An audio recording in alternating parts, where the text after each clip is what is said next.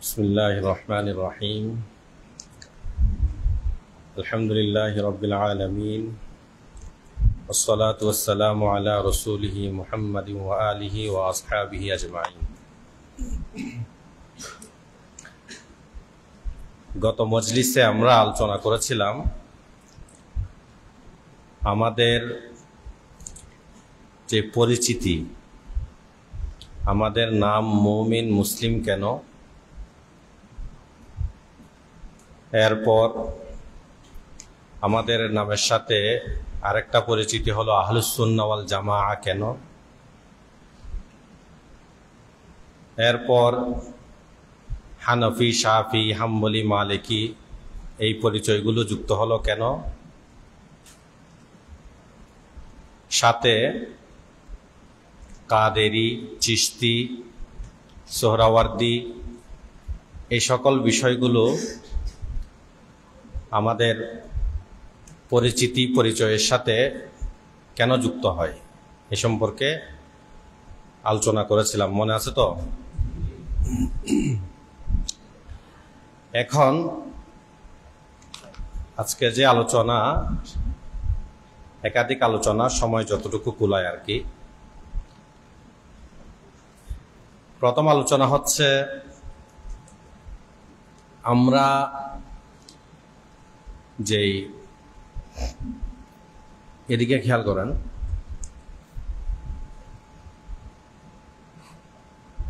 আমরা যেই পরিচিতিগুলো জেনেছি, মুমিন মুসলিম, আহলুস সুন্নাহ ওয়াল জামাআহ, হানাফি, শাফি, হাম্বলি, এরপর হলো চিশতি, কাদেরি, সোহরাওয়ার্দী, মুজাদ্দিদি, এগুলো কারণ মনে আছে? হ্যাঁ, কি একজনে বলেন দেখি সংক্ষেপে। সব দেখা একটু মনে থাকতে হবে তো।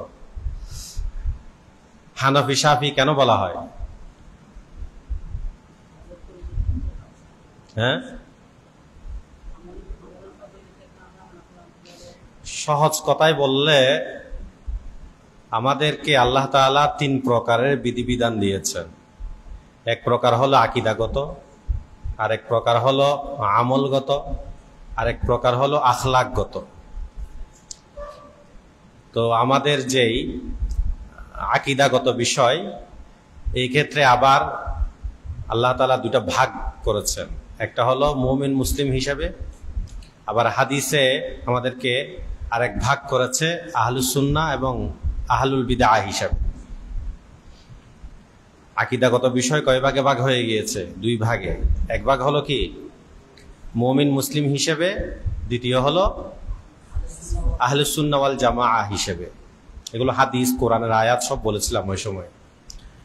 তো মুমিন মুসলিম হিসাবে কাফেরদের থেকে পার্থক্যের জন্য আমাদের নাম মুমিন মুসলিম। যত কাফের আছে, হিন্দু, বৌদ্ধ, খ্রিস্টান, ঠিক আছে, অথবা ইসলামের নামে যত কাফের থাকতে পারে, কাদিয়ানি, হিজবুত তাওহীদ, এই ধরনের যারা কুফরি, শিয়াদের মধ্যে যারা কুফরি আকীদা পালন করে, এরা এ ধরনের যা হতে পারে। আর দ্বিতীয় ভাগ হলো মুমিন মুসলিম হওয়ার পর কেউ সাহাবায়ে কেরামের জামাত, আল্লাহ রাসূলের সুন্নাহ এবং সাহাবায়ে কেরামের জামাতকে আদর্শ হিসাবে গ্রহণ করবে বা করবে না। এরা মুমিন মুসলিম হওয়ার পর আবার আদর্শ হিসাবে সাহাবায়ে কেরামকে, আল্লাহ রাসূলের সুন্নাহকে ধরবে অথবা ধরবে না। তখন এরা আবার 2 ভাগে ভাগ হয়ে যায়। যারা ধরবে এরা আহলুস সুন্নাহ, যারা ধরবে না বা কিছু ধরবে কিছু ছাড়বে, তো তখন তারা আহলুল বিদআর মাঝে অন্তর্ভুক্ত হবে। এই হিসাবে আমাদের নাম মুমিন মুসলিম এবং আহলুস সুন্নাহ ওয়াল জামাআহ। দ্বিতীয় আমাদের বিধান হলো আমলগত। আমরা নামাজ, রোজা, হজ, যাকাত এগুলো কিভাবে করব। তো এগুলোর ক্ষেত্রে আমাদের পরিচিতি হয়েছে হানাফি, শাফি, হাম্বলি, মালিকি। কেন হয়েছে এটাও বিস্তারিত বলেছি। তৃতীয় হলো আমাদের আখলাকগত, আমাদের উত্তম চরিত্র, আমাদের ভেতরে যত কলুষতা আছে, খারাপ আছে, ফখর, কিবির, হাসাদ, হিংসা, বিদ্বেষ, এবং উত্তম গুণ যত আছে, সবর, শুকর, তাওয়াক্কুল, এগুলো অর্জন করা, খারাপগুলো বের করা, মানুষের সাথে উত্তম চরিত্র, উত্তম আখলাকের সাথে পেশ আসা, ব্যবহার করা, আল্লাহর সাথে সুসম্পর্ক হওয়া, এটাকে বলা হয় আখলাক।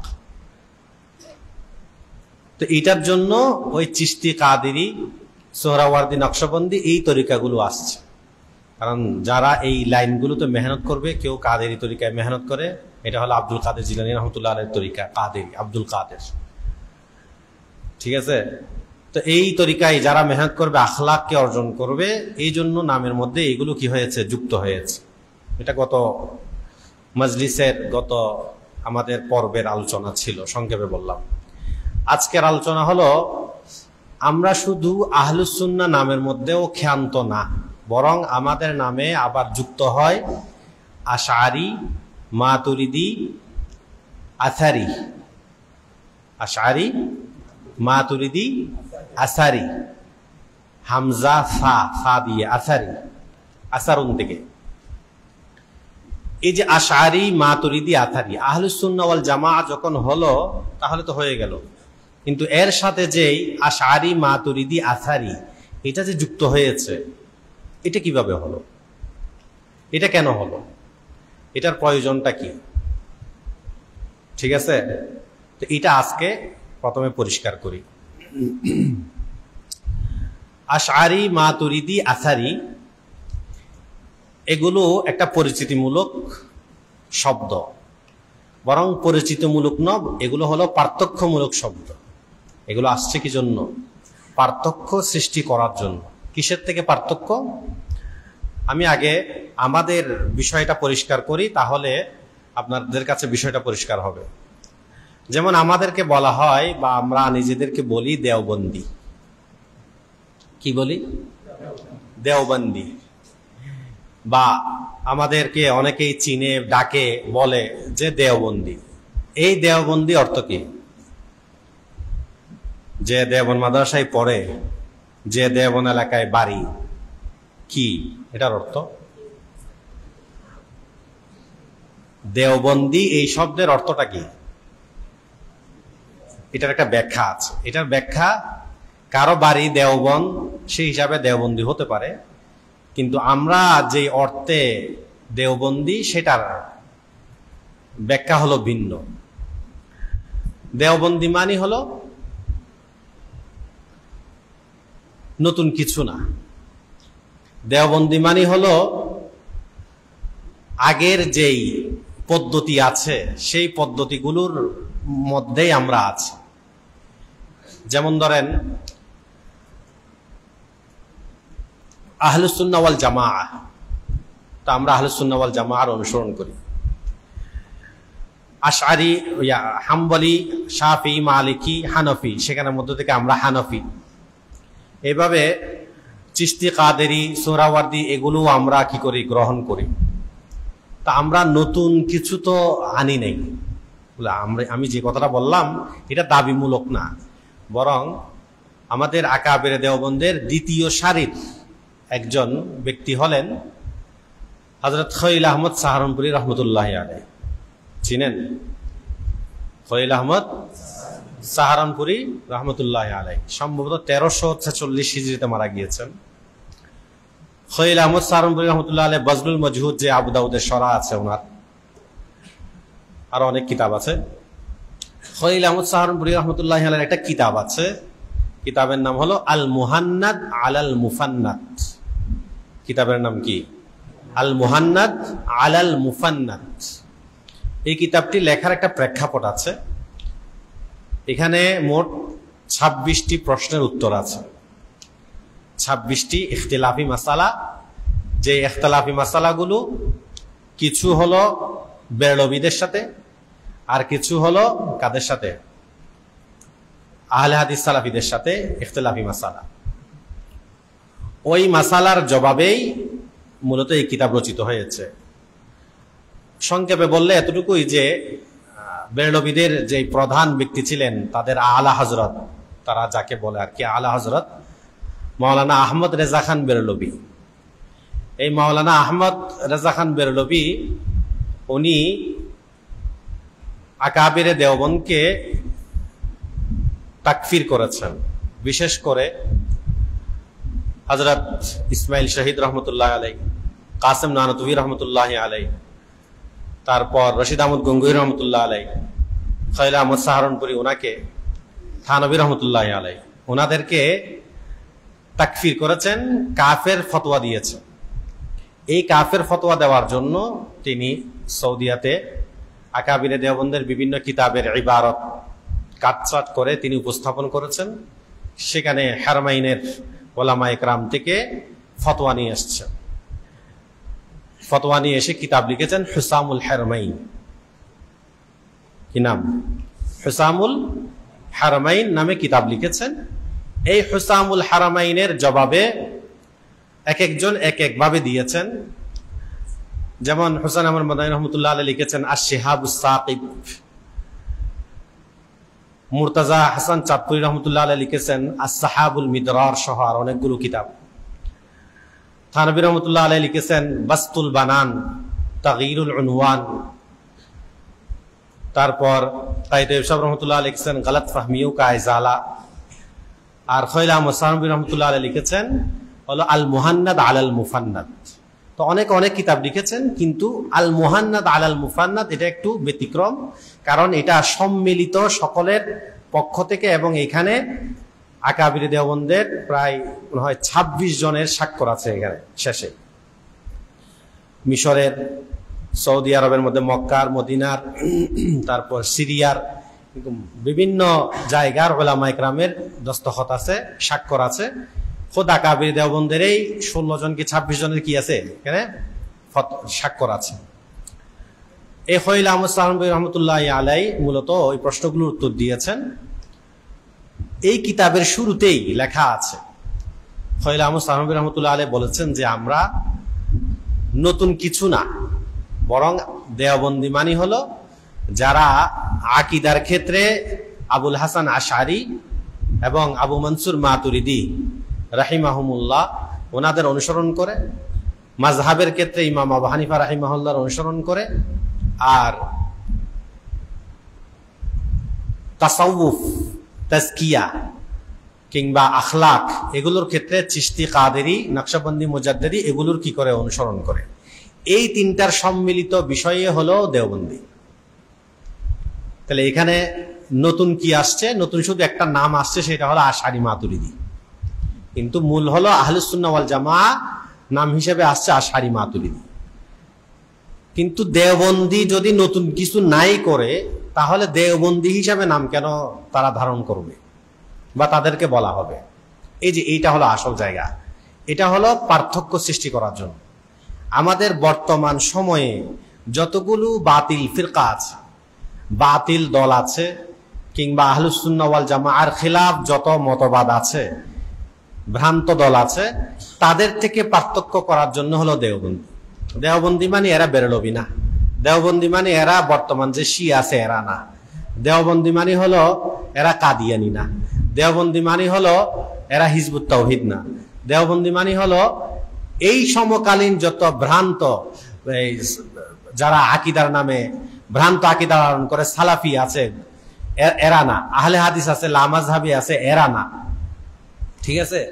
এই ধরনের যত বাতিল আহলুস সুন্নাহ ওয়াল জামাআর খিলাফ যত ভ্রান্ত দল আছে প্রচলিত, এদের থেকেই মূলত পার্থক্য সৃষ্টি করার জন্যই হলো এই দেওবন্দি। তাহলে এই দেওবন্দির নামটার কারণ হচ্ছে তামিজ, আর কিছু না। এটা বুঝে আসলো তো? কারণ ওরা যেহেতু নতুন কিছু না, কারণ আশআরি মাতুরিদি এটা তো সেই 300-400 হিজরি থেকে চলে আসতেছে, হানফি এরাও তো সেই 200-300 হিজরি থেকে চলে আসতেছে, এইভাবে চিশতি, কাদেরি এগুলো তো কয়েকশো বছর ধরে চলে আসতেছে। তাহলে নতুন করে আবার এই 100-150 বছরে দেওবন্দি তো 150 বছরের চেয়ে বেশি হয়নি। 1866-তে হলো দারুল উলুম দেওবন্দের জন্ম, এখানে এটা হলো 1901-এ। তাহলে এখনো 150 বছর হয়েছে? 150 বছর হয়নি, এখনো হয়েছে। আচ্ছা, 150 বছর প্লাস 135-40-এর কাছাকাছি হচ্ছে। তো এই যে সময়টুকু নতুন দেওবন্দি নামে ওরা তো কিছু করেনি, তো কিছু না করলে দেওবন্দি নামটা কেন বলতে হচ্ছে? এই যে সমকালীন যত বাতিল কিংবা আহলুস সুন্নাহ ওয়াল জামাআর বিরোধী যত মতবাদ আছে কিংবা দল আছে তাদের থেকে পার্থক্য করার জন্য। এরা দেওবন্দি, তার মানে হলো এরা মাইজবান্ডারি না, এরা দেওবন্দি, এরা বেরলভি রেজবি না, এরা লামাজহাবি না, এরা বর্তমান সালাফি এরা না, এরা হিজবুত তাওহীদ বা অন্য অন্য কোনো ভ্রান্ত দল বা শিয়া ইত্যাদি এগুলো না। এটা বোঝানোর জন্যই হলো এটা বুঝে আসছে তো। এখন এটা যদি বুঝেন তাহলে আশআরী মাতুরিদি নামটা কেন হলো এটা বোঝা সহজ হবে। 250 হিজরির পর, বিশেষ 260 হিজরির পর, 250 বা 260 হিজরির পর সেই যুগে মুতাজিলা, এখন তো মুতাজিলা নামে ডাইরেক্ট নেই, এমনি ওদের মতাদর্শ আছে, মুতাজিলা, মুশাব্বিহা, কাররামিয়া, মুজাসসিমা, এই ধরনের নামে কিছু ভ্রান্ত দল ফিরকার আবির্ভাব হয়েছে। মুতাজিলা, মুশাব্বিহা, মুজাসসিমা, কাররামিয়া, এই ধরনের কিছু ভ্রান্ত দলের, এই আমাদের সময় যেমন এই যেগুলো বললাম ভ্রান্ত দল আছে, ওই সময়ও এরকম ভ্রান্ত কিছু দলের কি হয়েছিল, আবির্ভাব হয়েছিল বা তারা জন্মগ্রহণ করেছিলেন। তো তাদের থেকে আহলুস সুন্নাহকে পার্থক্য করার জন্য তখন এই আশআরী মাতুরিদি নামগুলো ধারণ করতে হয়েছে। আশআরী মাতুরিদি নামটা কি করতে হয়েছে, ধারণ করতে হয়েছে। উদাহরণস্বরূপ আমি আপনাদেরকে ইমাম ইবনে আসাকির রহমতুল্লাহ আলাইহি, শাফি মাযহাবের ইমাম এবং আশআরী বড় ইমাম, 571 হিজরিতে তিনি ইন্তিকাল করেছেন। কত হিজরি? 571 হিজরিতে। ওনার তারিখে মদিনা দামাস্ক আছে, 80 খণ্ডের কিতাব, এখানে উলুমুল হাদিসে আছে, দারুল ইফতায়ও আছে, দেখবেন একটা কিতাবে হলো শুধু 80 খণ্ড, আর অনেক কিতাব আছে ওনার। ইমাম ইবনে আসাকির, যিনি সুলতান সালাউদ্দিন আইয়ুবী রহমতুল্লাহ আলাইহির জানাজা পড়িয়েছিলেন, এই ইবনে আসাকির রহমতুল্লাহ আলাইহির একটা কিতাব আছে, তাবিয়িনু কাযিবিল মুফতারি ফিমা নুসিবা ইলাল আশআরী। কিতাবের নাম কি? তাবিয়িনু কাযিবিল মুফতারি ফিমা নুসিবা ইলাল আশআরী, মানে ইমাম আশআরী রহমতুল্লাহ আলাইহির নিকটে ইফতিরা করা হয়েছে বা ওনার দিকে সম্বোধন করা হয়েছে, সম্পৃক্ত করা হয়েছে কিছু বুহতান, তুহমত, ঠিক আছে, এগুলো সম্পর্কে তিনি ব্যাখ্যা বিশ্লেষণ করেছেন। এগুলোর বাস্তবতা কতটুকু সেটা তিনি দেখিয়েছেন। তো ইবনে আসাকির রহমতুল্লাহ আলাইহি 571 হিজরিতে ইন্তেকাল।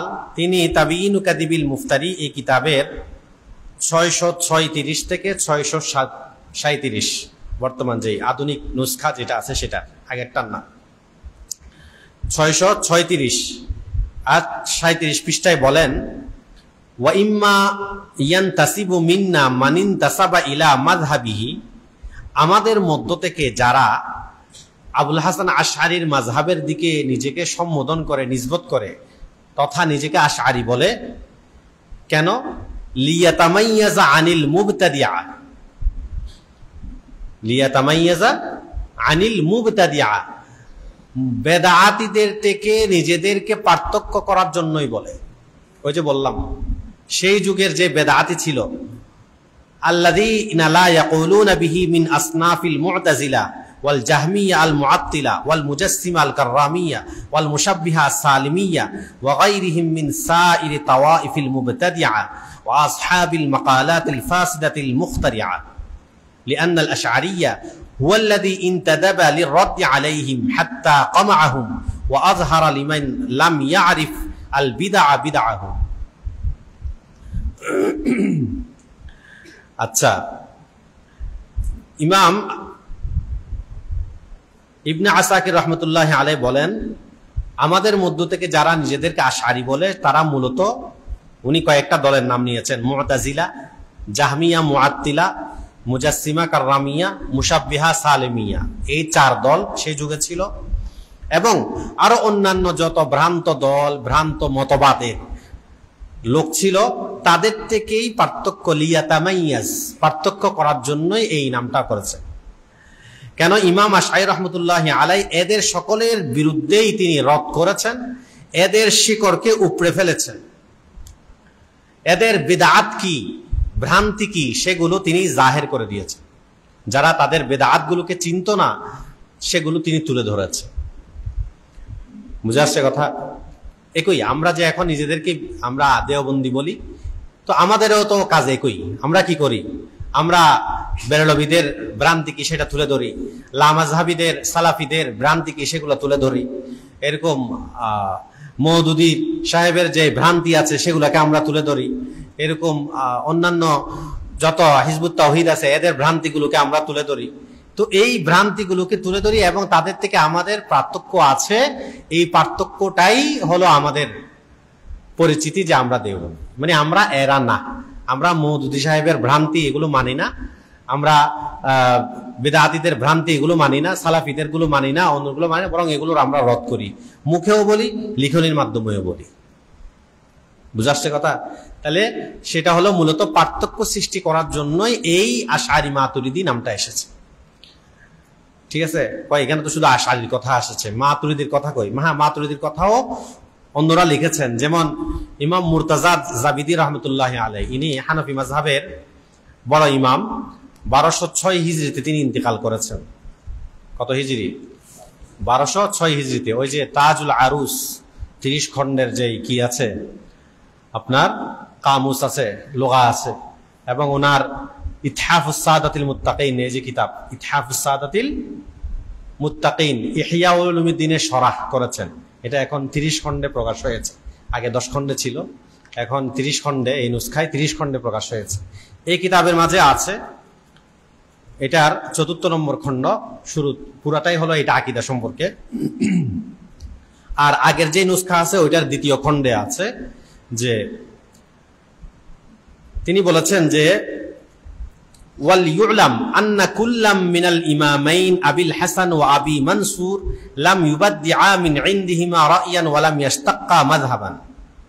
আবুল হাসান আশআরী এবং আবু মানসুর মাতুরিদি তারা নিজেদের পক্ষ থেকে কোনো নতুন কোনো মাযহাব সৃষ্টি করেন নাই। ইন্নামা হুমা মুকাররিরান লিমা যাহিবিস সালাফ মুনাদিলান আম্মা কানাত আলাইহি আসহাবু রাসূলিল্লাহি সাল্লাল্লাহু আলাইহি ওয়াসাল্লাম। فأحدهما قام بنصرة نصوص مذهب الشافعي وما دلت عليه، والثاني قام بنصرة نصوص مذهب أبي حنيفة وما دلت عليه، وناظر كل منهما কে আবুল হাসান আশআরী এবং মাতুরিদি প্রত্যেকেই মুনাজারা করেছেন যাবিল বিদআ ওয়াদ দালালাত, সেই যুগের যারা বিদআতি ছিল, গোমরাহ ছিল, তাদের সাথে হাত্তা ইনকাতাউ ওয়া ওয়াল্লাউ মুনহাজিমিন, এরা প্রত্যেকেই একেবারে কি হয়ে গেছে, সমূরে উপরে, তাদেরকে একবারে উপরে ফেলেছে, তাদের আর কোনো নাম নিশানা রাখে নাই, দলিলের আঙ্গিকে আর কি। এমনি তো বাতিল তো একেবারে নিশ্চিহ্ন হয় না, কিন্তু দলিলের আঙ্গিকে তাদেরকে আর বাকি রাখে নাই। তো ফাল ইনতিসাবু ইলাইহিমা ইন্নামা হুয়া বিইতিবারি আন্না কুল্লা মিনহুমা আকাদা আলা তরিকিস সালাফি নিতাকান ওয়া তামাসসাকা ওয়া আকামা আল হুজাজ ওয়াল বারাহিন আলাইহি فصار المقتدي به في تلك المسالك والدلائل ويسمى أشعريا وماتريديا। ঠিক আছে?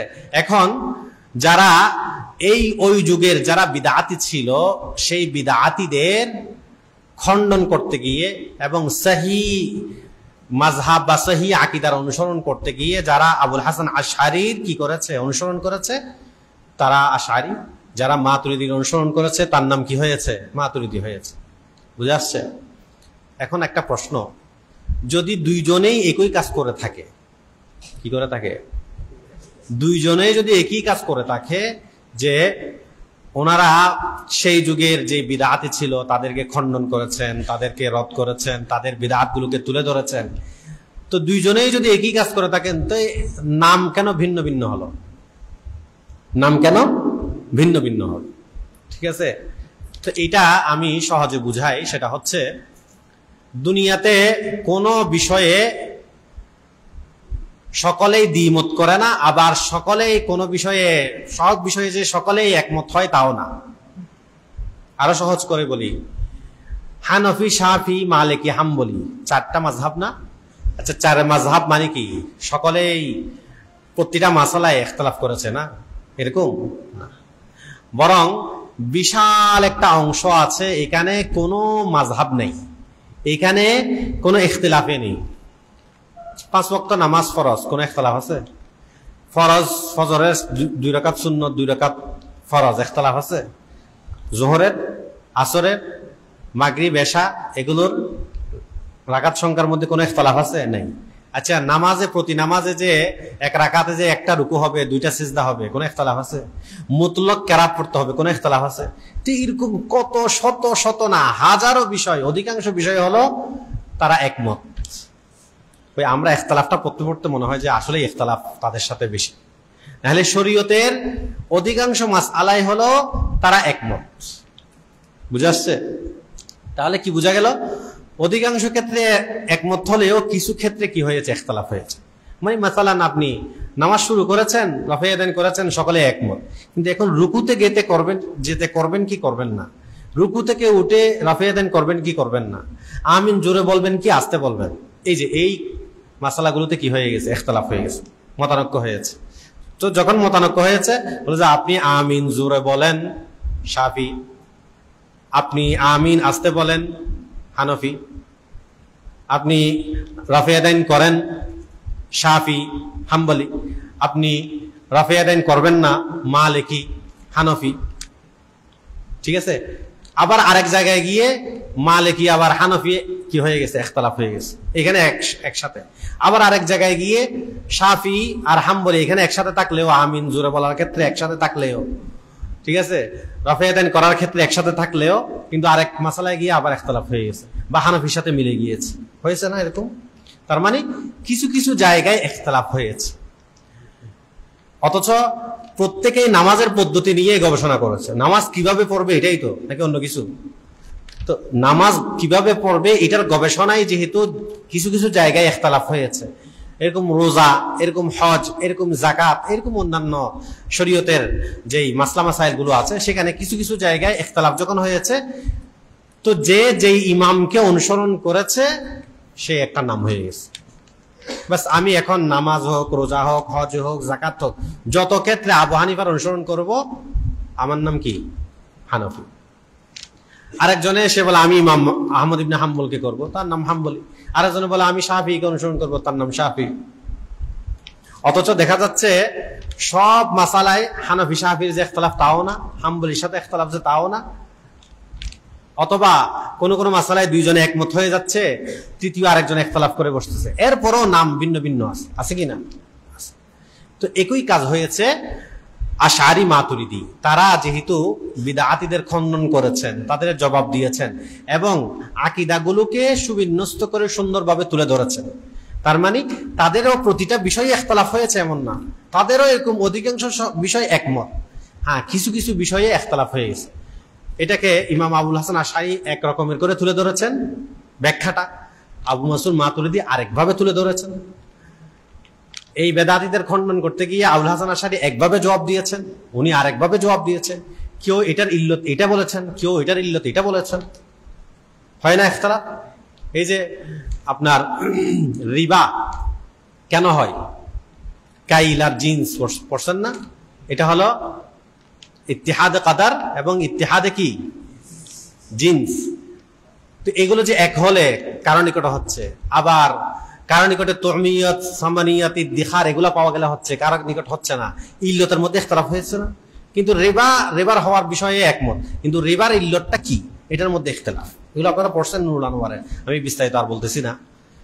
তো এইভাবেই আশআরী মাতুরিদীদের মাঝেও ইখতিলাফটা হয়ে গেছে যে এটার জবাবটা কিভাবে হবে বা এটার ব্যাখ্যাটা কিভাবে তুলে ধরা হবে, এটার ইল্লতটা কি হবে, এরকম কিছু মাসালায় ইখতিলাফ হয়ে গেছে।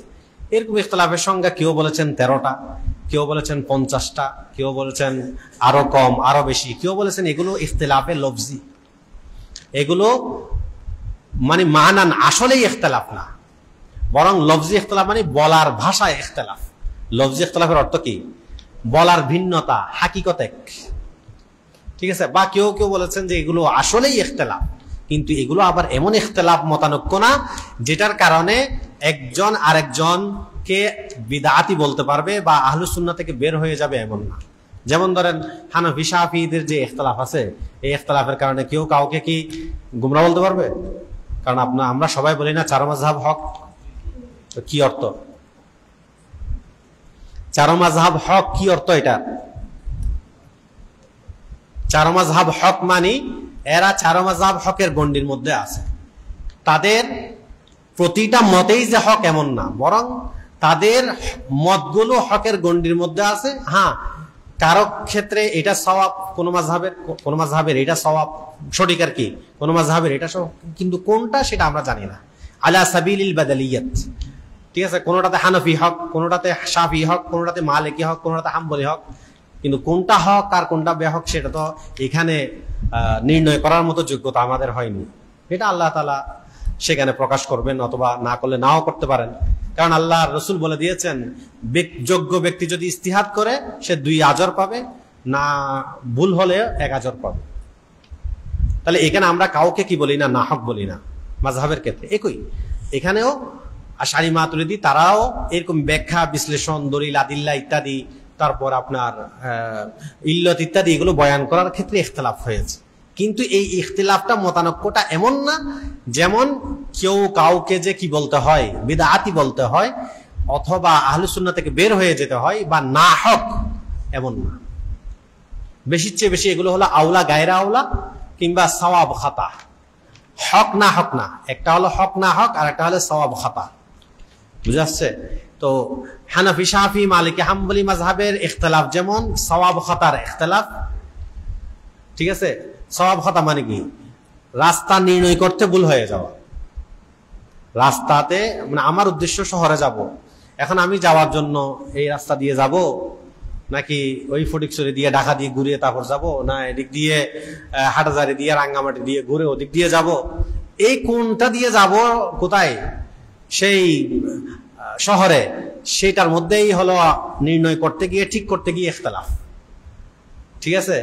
কিন্তু মূল গন্তব্য তো সকলেরই একটা শহর। তো এইভাবেও মূল গন্তব্য হলো সকলেরই আল্লাহর আদেশকে সঠিকভাবে, রাসূলুল্লাহ সাল্লাল্লাহু আলাইহি ওয়াসাল্লামের তরিকাকে, সুন্নাহকে সঠিকভাবে মানার, পালন করার এই উদ্দেশ্য। এখন এই উদ্দেশ্যটা কিভাবে বাস্তবায়ন করবে? কেউ বলে যে এই রাস্তা দিয়ে যাও, কেউ বলে যে এই রাস্তা দিয়ে যাও, কেউ বলে যে এটা ধরলে তোমার এটা মানা হবে, কেউ বলে যে এটা ধরলে মানা হবে। সেই হিসাবে মাযহাবের মধ্যে যেমন ইখতিলাফটা হয়েছে, আশআরী মাতুরিদীদের মাঝেও ইখতিলাফটা হয়েছে। ঠিক আছে? এর সাথে যুক্ত করেন ইমাম আহমদ ইবনে হাম্বল রাহিমাহুল্লাহ যে আসারি আকীদা, এটাও একই। আমি যে বললাম না 3টা শব্দ, একটা হলো আশআরী মাতুরিদি, আর একটা হলো কি আসারি। ঠিক আছে? তো আসারি আকীদা এটাও এরকমই। আসারি আকীদা আসছে ইমাম আহমদ ইবনে হাম্বল রাহমাতুল্লাহ আলাইহি থেকে। আশআরী আকীদা আসছে ইমাম আবুল হাসান আশআরী, ইনি মারা গিয়েছেন হলো 324 হিজরিতে। কত হিজরি? 324 হিজরিতে মারা গিয়েছেন। আর ইমাম আবু মনসুর মাতুরিদি মারা গিয়েছেন 333 হিজরিতে। কত হিজরি? 333 হিজরি। সম্ভবত ওনার জন্ম 240 বা 50-এর ভিতরে হবে, 250 হিজরির মধ্যে। আর মারা গিয়েছেন হলো কত? 333 হিজরিতে। ইমাম আহমদ ইবনে হাম্বল রাহিমাহুল্লাহ মারা গিয়েছেন 241 হিজরিতে। কত হিজরি? 241 হিজরি। ইমাম আহমদ ইবনে হাম্বল রাহিমাহুল্লাহ তিনিও আকীদার ধারাভাষ্য এগুলোকেও তুলে ধরেছেন। তবে এ আবুল হাসান আশআরী আর মাতুরিদি ওনারা যেভাবে বিদআতীদের সাথে ফাইট করেছেন, তাদের সাথে যেভাবে মুনাজারা, লেখালেখি, তর্ক বিতর্ক, ইমাম আহমদ ইবনে হাম্বল রাহমাতুল্লাহি আলাইহির বিষয়টা ওইভাবে না। ওনারা সরাসরি যেই নস আছে সেই নসগুলোকে তুলে ধরতেন, মানে সাদা সিধা আর কি, যেটাকে বলে জাহেরি। তো ইমাম আহমদ ইবনে হাম্বল রাহমাতুল্লাহ আলাইহি থেকে যে আকীদা শুরু হয়েছে, এটাকে কি বলা হয়? আসারি বলা হয়। বুঝা যাচ্ছে কথা?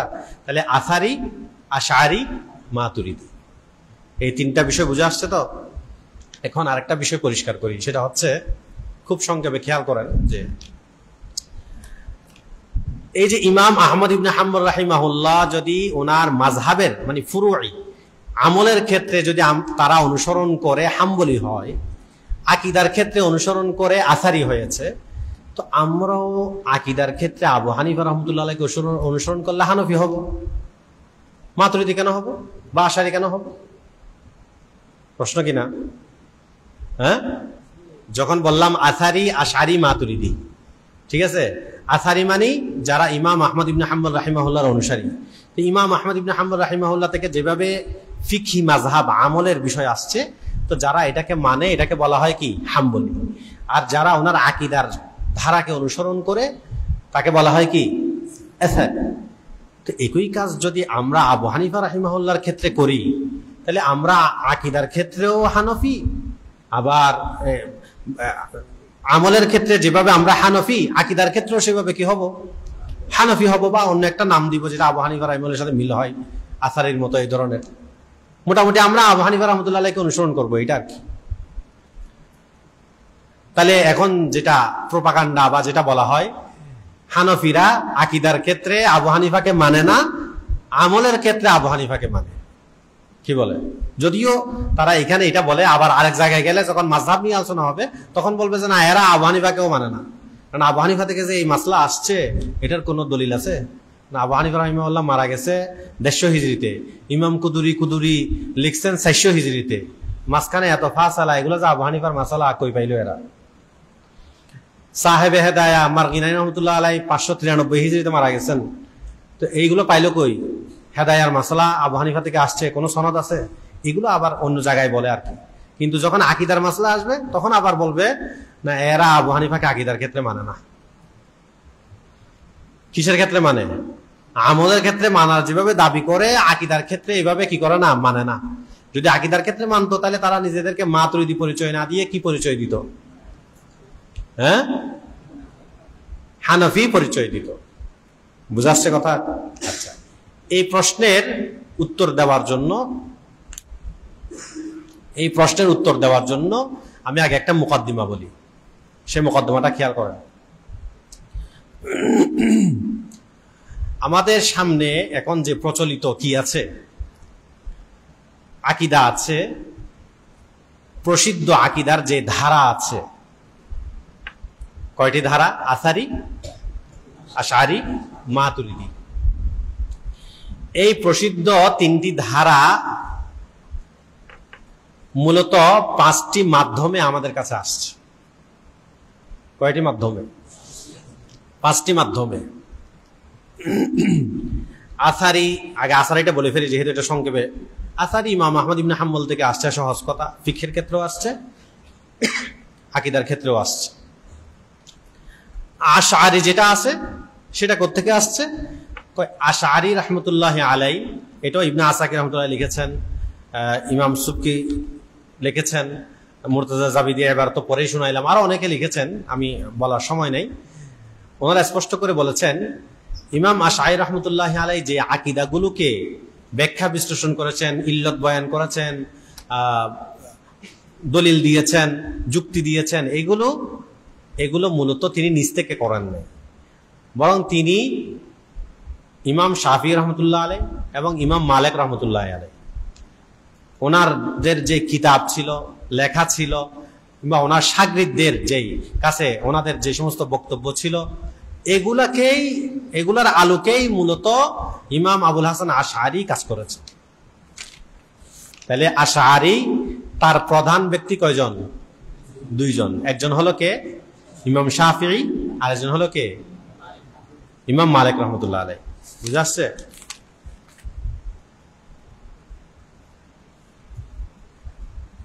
এটা হলো আশআরি গেল। এরপর আসলো মাতুরিদি। ঠিক আছে, এখন আসেন, আমাদের কাছে যেই মাতুরিদি আকীদা আছে, এই মাতুরিদি আকীদা এটা আসলেই সবগুলো যে ইমাম মাতুরিদির এমন না, বরং এগুলো মূলত ইমাম আবু হানিফার আকীদার ব্যাখ্যা বিশ্লেষণ বিস্তারিত। ওই ইমাম আশআরি যেভাবে ইমাম শাফি এবং ইমাম মালিকের গুলোকে ব্যাখ্যা বিশ্লেষণ করেছেন, বিস্তারিত আকারে তুলে ধরেছেন, একইভাবে ইমাম মাতুরিদিও ইমাম আবু হানিফা রাহিমাহুল্লাহর আকীদাকে তুলে ধরেছেন। সংক্ষেপে বললাম, এখন বিস্তারিত বলি। ইমাম আবু হানিফা রাহিমাহুল্লাহর আকীদা আমাদের কাছে 3 মাধ্যমে পৌঁছেছে। কয় মাধ্যম? 3 মাধ্যম। খুব খেয়াল করবেন, ইমাম আবু হানিফা রাহিমাহুল্লাহর আকীদা আমাদের কাছে কয় মাধ্যমে পৌঁছেছে? 3 মাধ্যম। এক মাধ্যম হলো ওনার সরাসরি লিখিত কিতাব কিংবা ইমলা, কিংবা ওনার আসহাব যারা শাগির্দ আছেন ওনারা লিখেছেন কিতাবগুলো, যেমন আল ফিকহুল আকবর, আল ফিকহুল আবসাত, আল আলিম আল মুতাআল্লিম, আর রিসালা, আল ওয়াসিয়া। ওয়াসিয়ার মধ্যে আবার কয়েক ওয়াসিয়া আছে, যা তিনি কয়েকজনকে কি করেছেন, ওসিয়ত করেছেন। এই যে একটা কিতাব দেখতেছেন, এই কিতাব হলো মাজমুউ কুতুব ওয়া রাসায়েল ওয়া ওয়াসায়াল ইমামিল আযম। মাজমুউ কুতুব ওয়া রাসায়েল ওয়া ওয়াসায়েল ইমামিল আযম, ঠিক আছে। এটা গানিম থেকে প্রকাশিত হয়েছে। আকরাম মোহাম্মদ ইসমাইল সাহেব এটার কি করেছেন, তাহকিক করেছেন। উনি এগুলোর সনদ নিয়েও লম্বা আলোচনা করেছেন। তো এইগুলোর মধ্যে যে কিতাব আছে, এই কিতাবের সংক্ষেপ আমি বললাম নাম 5টা। একটা হলো কি আল ফিকহুল আকবর, আর একটা হলো আল ফিকহুল আবসাত। এমনি আল ফিকহুল আবসাত নামে কোনো কিতাব নাই মূলত, কিন্তু ওই ফিকহুল আকবর থেকে পার্থক্য করার জন্য আবসাতটা নাম দিয়েছে, যেহেতু দুইটার লেখক ভিন্ন। একটা হলো হাম্মাদের রেওয়ায়াত, একটা হলো আবু মুতি আল বালখির রেওয়ায়াত। তো দুইটার পার্থক্য করার জন্য মূলত নাম দিয়েছে, একটা আল ফিকহুল আকবর, একটা হলো কি আল ফিকহুল আবসাত, আর একটা হলো আল আলিম আল মুতাআল্লিম, আর একটা হলো আল ওয়াসিয়া। ওয়াসিয়া ইমাম আবু ইউসুফকে ওসিয়ত করেছে, এটাও আছে। ইউসুফকে ওসিয়ত করেছেন ইমাম আবু ইউসুফ, এটাও আছে। খালিদ ইবনে সামাদ ওনাকে করেছেন, আরো অন্যজনকে করেছেন, কয়েকজনের ওসিয়ত আছে। বুঝে আসছে? হ্যাঁ। তারপর আরেকটা হলো আর রিসালা, ইমাম আবু হানিফার চিঠি। উসমান আল বাত্তির কাছে তিনি চিঠি লিখেছিলেন, ওইখানে আকীদার বিষয়ে আলোচনা, ইরজা মুরজিয়া এই সম্পর্কে আলোচনা। এগুলো কেউ বলেছেন যে ইমাম আবু হানিফার সরাসরি কিতাব, কেউ বলেছেন হলো আপনার ওনার শাগির্দা করেছেন, কেউ এমলা করেছেন। এটা আরেক বহস, এটা নিয়ে এখনো মুনাক্কাহ কোনো আলোচনা আসে নাই। অনেকে অনেক ধরনের আলোচনা করেছেন।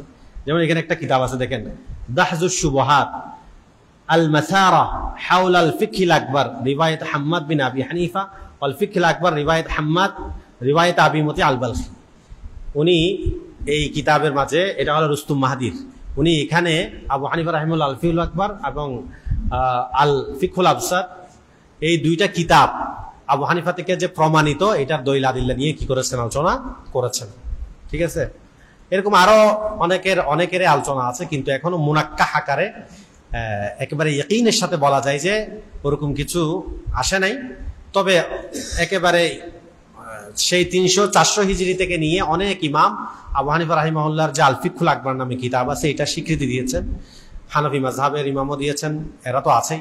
অন্যান্য মাযহাবের, শাফি মাযহাবেরও অনেক ইমাম দিয়েছেন। যেমন ইমাম জারকাশী রাহমাতুল্লাহ আলাইহি লিখেছেন, আবু হানিফা রাহিমাহুল্লাহর কিতাব আছে। এইভাবে ইবনে তাইমিয়া রাহিমাহুল্লাহ মিনহাজুস সুন্নাহর মধ্যেও লিখেছেন যে আবু হানিফার আল ফিকহুল আকবর নামে কিতাব আছে। ঠিক আছে। তারপর আরো অন্যান্য ইমামও আছে, ঠিক আছে। তো যা হোক, এইখানে একসাথে আছে। ঠিক আছে। এটার একটা সংক্ষিপ্ত রূপ হলো এটা, আল উসুলুল মুনিফা লিল ইমামি আবি হানিফা। কি নাম? আল উসুলুল মুনিফা লিল ইমামি আবি হানিফা। এটা হলো কামালউদ্দিন বায়াজি রহমতুল্লাহ আলাইহি, ইনি 1098 হিজরিতে ইন্তেকাল করেছেন। তিনি কাজী ছিলেন সৌদি আরবের, মনে হয়। উনি করেছেন কি, ওই 5 কিতাব যে বলছি, 5-6 কিতাব, এই সবগুলোতে যেখানে যেখানে তাকরার আছে, তাকরার গুলোকে বাদ দিয়ে তিনি এইটাকে একটা কিতাব তৈরি করেছেন আল উসুলুল মুনিফা নামে। এটার আবার নিজে সরাও লিখেছেন, ইশারাতুল মারাম আন ইবারাতিল ইমাম নামে। উনি নিজেই মুসান্নিফও, উনি মতনও লিখেছেন। উনি মতন মানে ইমাম হানিফার মতনগুলোকে আর কি মুলাখাস, মুখতাসার, তাকরারকে বাদ দিয়ে আবার নিজে সরা লিখেছেন ইশারাতুল মারাম নামে। এই যে এই কিতাব ধরেন, এই কিতাবের মধ্যে যেই আকিদাগুলো আছে, এগুলো ইমাম আবু হানিফা রাহিমাহুল্লাহর আকিদা এই কিতাবগুলোর মাধ্যমে আমরা পেয়েছি। এটা একটা ধারা। আবার আসে মূল গোড়ায়, বলেছি আকিদার 3টি ধারা, আসারি, আশআরি, মাতুরিদি। আসারির জন্য ইমাম আহমদ ইবনে হাম্বল, আশআরির জন্য ইমাম শাফি আর ইমাম মালিক, আর মাতুরিদি উনিও ইমাম আবু হানিফার আকিদা। কিন্তু ইমাম আবু হানিফার আকিদা আমাদের কাছে পৌঁছছে 3 ধারায়, 3 মাধ্যমে। এক মাধ্যম হলো এই কিতাবগুলো, যেগুলো তিনি সরাসরি নিজে লিখেছেন, কিংবা এমলা করেছেন, কিংবা ওনার শাগিদরাও এরা লিখেছে। ঠিক আছে। এই কিতাবগুলোর মধ্যে যে আকিদাগুলো আছে, এটা একটা মাধ্যম আমাদের কাছে আবু হানিফা রাহিমাহুল্লাহ পৌঁছেছে। ঠিক আছে। দ্বিতীয় মাধ্যম হলো আমাদের কাছে পৌঁছেছে ইমাম তাহাবী রাহমাতুল্লাহি আলাইহির মাধ্যমে। কার মাধ্যমে? ইমাম তাহাবী রাহমাতুল্লাহি আলাইহির মাধ্যমে। কেন? কারণ ইমাম তাহাবী রাহমাতুল্লাহি আলাইহি শুরুতে বলেছেন, আকিদাতুত তাহাবী শুরুতে, হাযা যিকরু বায়ানি আকিদাতি আহলিস সুন্নাহ ওয়াল জামাআহ আলা মাযহাবি ফুকাহাইল মিল্লাহ আবি হানিফা আন-নু'মান ইবনে সাবিত আল-কুফি ওয়া আবি ইয়াকুব আল-আনসারী ওয়া আবি ইউসুফ আল-আনসারী ওয়া আবি মুহাম্মদ ইবনে আল-হাসান আশ-শাইবানী ওয়া আবি আব্দুল্লাহ মুহাম্মদ ইবনে আল-হাসান আশ-শাইবানী। ঠিক আছে? উনি বলেছেন যে আমি এখানে যেই আলোচনা আকীদাগুলো আনবো, হাযা যিকরু বায়ানি আকিদাতি আহলিস সুন্নাহ ওয়াল জামাআহ, আমি এখানে আহলুস সুন্নাহ ওয়াল জামাআর আকীদাগুলোকে উল্লেখ করব, কিন্তু কার মাসলাক অনুসারে? আবু হানিফা, আবু ইউসুফ ইয়াকুব ইবনে ইব্রাহিম, ইমাম আবু ইউসুফ, এবং ওয়াবি আব্দুল্লাহ মুহাম্মদ ইবনে হাসান আশ-শাইবানী, ওয়ামা ইয়াতাকিদুনা মিন উসুলিদ্দিন ওয়া ইয়াদিনুনা বিহি লিরাব্বিল আলামিন। তারা যেই আকীদা পোষণ করতেন সেই আকীদাগুলোকে আমি এখানে তুলে ধরব। কোথায় আছে এবার? আকীদাতুত তাহাবীর শুরুতেই আছে। তাহলে আকীদাতুত তাহাবী মানে ইমাম তাহাবীর আকীদা না। আকীদাতুত তাহাবী মানে কি না? ইমাম তাহাবীর আকীদা না, বরং আকীদাতুত তাহাবী মানে হলো লেখক ইমাম তাহাবী, কিন্তু আকীদা হলো কার? আবু হানিফা, আবু ইউসুফ, মুহাম্মদের। বুঝাচ্ছে কথা? তাহলে ওইখানে আমরা যে আকীদা পড়তেছি আকীদাতুত তাহাবী, কার আকীদা পড়তেছি?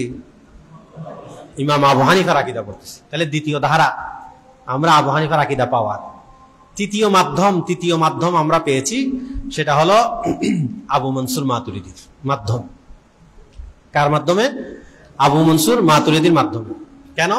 কারণ আবু মনসুর মাতুরিদিও 2 ওয়াসিতায় 3 ওয়াসিতায় সানাদান তিনি এই আবু হানিফার আকীদাগুলোকে বয়ান করেছেন। ওনার উস্তাদদের মধ্যেও এই যে আবু মুতি আল বালখি আছে, ওনার উস্তাদদের মধ্যে কে আছে?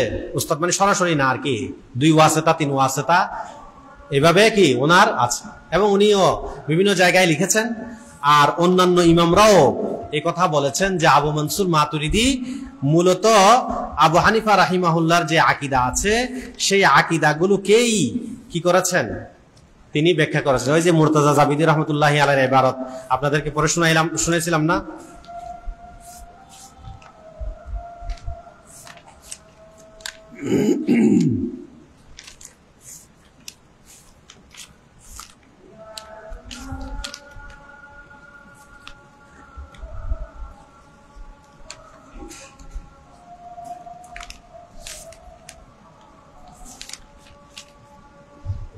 আচ্ছা, فأحدهما قام بنصرة نصوص مذهب الشافعي والثاني قام بنصرة نصوص مذهب أبي حنيفة। একজন মানে আশআরী হলো ইমাম শাফিঈর নুসুসগুলোকে তিনি নুসরত করেছেন, আরো ব্যাখ্যা বিশ্লেষণ করে বিস্তারিত করেছেন। আর আরেকজন মানে আবু মনসুর মাতুরিদি আবু হানিফা রাহিমাহুল্লাহর গুলোকে করেছেন। ঠিক আছে?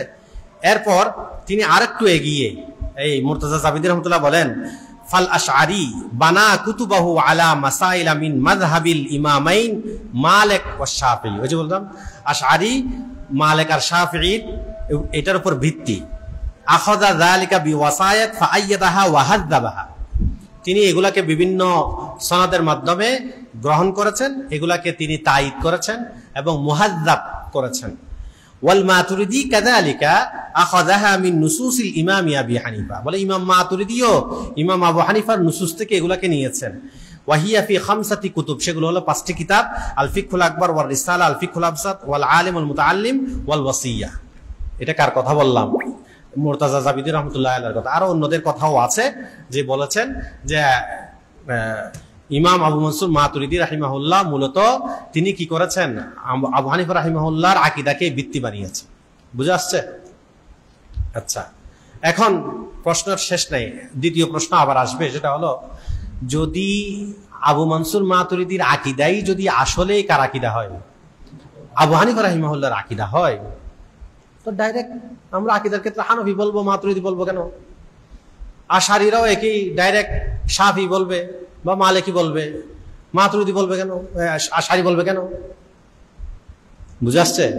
ঠিক আছে, এখন এই প্রশ্নের উত্তর বলি, সেটা হচ্ছে ইমাম আবু হানিফা রাহিমাহুল্লাহর আকীদার ক্ষেত্রে যেই কাজ, এবং ইমাম শাফি আর মালিকি, ইমাম মালিক রাহিমাহুল্লাহ ওনাদের যেই কাজ, এই কাজগুলো পর্যাপ্ত পরিমাণ বা একটা যেটাকে বলা হয় আর কি কাজের মতো কাজ হয়েছে সে তেমন না, উল্লেখযোগ্য কাজ না। হ্যাঁ, আকীদার ক্ষেত্রে ওনারা কাজ করেছেন, কিন্তু সেটা একেবারে যেটাকে বলা হয় পর্যাপ্ত বা পর্যাপ্তের কাছাকাছি উসুল ফুরু সবগুলোকে নিয়ে এসে এটাকে মোটামুটি যেটাকে বলা হয় যথেষ্ট, এই ধরনের কাজ ওনারা করেননি। যেমন ধরেন আমরা বলি না আবু হানিফা রাহিমাহুল্লাহর যে মাযহাব আছে, এই মাযহাবের ভিত্তি কি? আব্দুল্লাহ ইবনে মাসউদ রাদিয়াল্লাহু তাআলা। তাহলে এখন যদি আপনারা বলে আবু হানিফার মাযহাবের ভিত্তি যদি আব্দুল্লাহ ইবনে মাসউদ হয়, তো আপনি হানাফি মাযহাব না বলে মাসউদি মাযহাব বলেন, বলবেন? তো কেন বলেন না? এটা কেন বলেন না?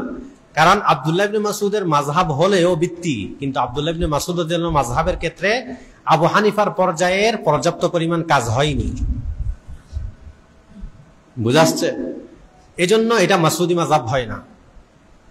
হ্যাঁ, আচ্ছা, যারা হাম্বলি আছে, আথারি আছে, এদেরকে যদি জিজ্ঞাসা করেন ইমাম আহমদ ইবনে হাম্বল তো উনি তাবিঈও না, তবে তাবি। ইমাম আবু হানিফা রাহমাতুল্লাহ আলাইহি তো কি তাবিঈ, ঠিক আছে?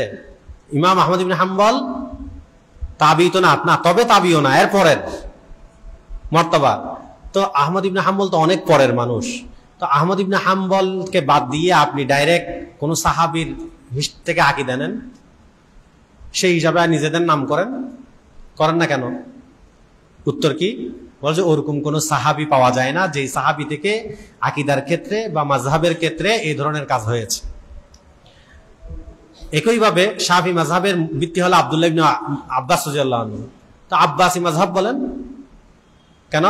বলে আব্দুল্লাহ ইবনে আব্বাস থেকে ওই ধরনের পর্যাপ্ত পরিমাণ উসুল সহ সবকিছু পাওয়া যায় না, যেটার কারণে আব্দুল্লাহ ইবনে আব্বাসের মাযহাব নিয়ে আব্বাসী মাযহাব হবে। বলে এই কাজটা করেছেন কে? এটা করেছেন হলো ইমাম শাফি রহমতুল্লাহ আলাইহি। আব্দুল্লাহ ইবনে মাসউদের ওই বিষয়গুলো পর্যাপ্ত পরিমাণ করেছেন কে? ইমাম আবু হানিফা রহমতুল্লাহ আলাইহি। এই জন্য নামগুলো কাজ যার হবে নামটা তার হবে। তো ইমাম আবু হানিফা রাহিমাহুল্লাহর আকীদার ক্ষেত্রে পর্যাপ্ত পরিমাণ উসুল ইত্যাদি সহ কাজ হয়নি, হয়েছে। যেমন এগুলো পড়লে আপনি দেখবেন এগুলোর সাথে আর মাতুরিদের আকীদার মূল বুনিয়াদ মিল আছে, কিন্তু অনেক ব্যাখ্যা বিশ্লেষণ উসুল যেগুলো আবু হানিফা রাহিমাহুল্লাহর কথা মাঝে নেই, পর্যাপ্ত পরিমাণ হয়নি। এই জন্য নামটাও আবু হানিফার দেওয়া হয় নাই, মাতুরিদি দেওয়া হয়েছে। আশআরীর ক্ষেত্রেও শাফি মালিকি আকীদার ক্ষেত্রে না দিয়ে আশআরী নামটা দেওয়া হয়েছে। এখন বুঝে আসছে? কারণ পর্যাপ্ত পরিমাণ যদি একটা কাজ না হয় কখনো তার দিকে নিসবতটা হয় না। এই পর্যাপ্ত পরিমাণে কাজটা হওয়ার পর এই জন্য নামটা হয়েছে। এখন বুঝে আসছে? আরো প্রশ্ন আছে, সেই প্রশ্ন হলো, বলে আমরা এমন মাসালাও দেখাইতে পারবো যে মাসালা বা যে আকীদা আবু হানিফা রাহিমাহুল্লাহ বলেছেন একরকম, ইমাম মাতুরিদি বলেছেন আরেক রকম। তো যদি মাতুরিদির আকীদার ভিত্তি যদি কি হয়, আবু হানিফা হয়, তাহলে বেশম হবে কেন? যেমন সহজভাবে আপনাদেরকে এই সালাফিরা বলবে, বর্তমান যারা সালাফি আছে এরা বলবে আবু হানিফা রাহিমাহুল্লাহ বলেছেন আল্লাহ তাআলা আরশের উপর আছেন, কিন্তু মাতুরিদিরা মানে না আল্লাহ আরশের উপর আছেন, এটা মানে না। আপনাকে বলবে, ঠিক আছে? এরকম আরো অনেকগুলো মাসআলা হয়তো দেখাতে পারবে বা বলবে, কিন্তু এগুলো সবগুলো জবাব আছে। আজকে তো সময় নেই, আজান হয়ে গেছে, অন্য কোনো সময় কি বলবো, ঠিক আছে? আচ্ছা, আরেকটা প্রশ্নের উত্তর দিয়ে দিই সংক্ষেপে। সেটা হচ্ছে সালমানে প্রশ্ন করেছে, সেটা হলো আকীদার ক্ষেত্রে তো অনুসরণ করা জায়েজ নেই। আকীদার ক্ষেত্রে কি করা? অনুসরণ করা জায়েজ নেই, বৈধ না, এটাই তো। তো যদি আকীদার ক্ষেত্রে অনুসরণ বৈধ না হয়, তাহলে আমরা মাতুরিদিকে যে অনুসরণ করতেছি, আশআরীকে যে অনুসরণ করতেছি, ঠিক আছে? উত্তর, মৌলিক যে সমস্ত আকীদা, সেই মৌলিক আকীদার ক্ষেত্রে অনুসরণ বৈধ না। এবং মৌলিক আকীদার ক্ষেত্রে কেউ যদি আপনার সরাসরি না জেনে কারো অনুসরণ করে জানে, তাও সে গুনাহগার হবে। যেমন বলি 5 ওয়াক্ত নামাজ ফরজ, এটা আপনি কার অনুসরণে বললেন? আমি আবু হানিফার অনুসরণে বললাম, আমি ইমাম শাফির অনুসরণে বললাম। এখানে আবু হানিফার শাফির অনুসরণ কি? 5 ওয়াক্ত নামাজ, এখানে তো কোনো মাযহাবই নাই, কারণ এটা তো সরাসরি কোরআন হাদিসে আছে, এটা মৌলিক বিষয়। আল্লাহ এক, কোন মাযহাব আছে? কিন্তু সব একেবারে সরিহ কাতঈ বিষয়, এখানে কোনো মাযহাবই নাই।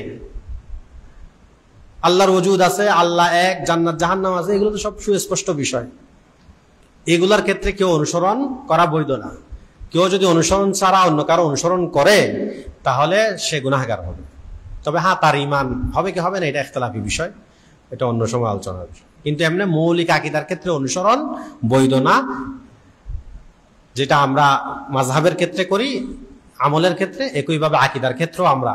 কারণ মাতুরিদির আপনি যত আলোচনা পাবেন আর শারীর যত আলোচনা পাবেন, ইখতিলাফ পাবেন, এগুলো কোনো মৌলিক আকীদার ক্ষেত্রে না। বুঝতে পারছো কথা? আচ্ছা, কি প্রশ্ন আছে? দেন তাড়াতাড়ি। আল্লাহ তাআলা নিজে কোরআনে রাসূলকে সম্বোধন করে বলেছেন কাফের মুশরিকদের ব্যাপারে যে তারা ঈমান আনবে না, তাদের কলব ঢেকে দিয়েছি, বা আল্লাহ যাদের ইচ্ছা হেদায়েত ইত্যাদি। এখন প্রশ্ন হলো, ওরা যদি কাল কিয়ামত দিবসে বলে যে আপনি তো আমাদের কলব ঢেকে দিয়েছেন বা আমাদের ভাগ্যে হেদায়েত রাখেননি, যা বিচার এক প্রকারের।